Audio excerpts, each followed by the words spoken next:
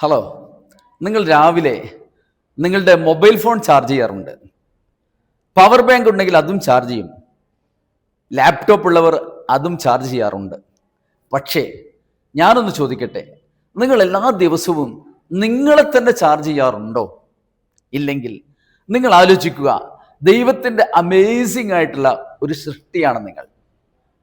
ഇന്നലെ നല്ലൊരു ദിനം ദൈവം എനിക്ക് തന്നു. ദൈവത്തിനോട് നമ്മൾ ഒരു ഗ്രാറ്റിറ്റ്യൂഡ് ഉള്ളവരായിരിക്കണം. അതോടൊപ്പം എല്ലാ പ്രതിസന്ധികളെയും തരണം ചെയ്ത് മുന്നേറാൻ കഴിവുള്ള ഒരു വ്യക്തിയായി ദൈവം എന്നെ സൃഷ്ടിച്ചിട്ടുണ്ട്. ആ ഒരു ഓർമ്മ, ആ ഒരു ചാർജിങ് നമ്മുടെ മനസ്സിൽ ഉണ്ടെങ്കിൽ മാത്രമേ ആ ദിവസം എൻജോയ് ചെയ്യാനും ആ ദിവസം നമ്മുടേതാക്കി മാറ്റാനും നമുക്ക് സാധിക്കുകയുള്ളൂ.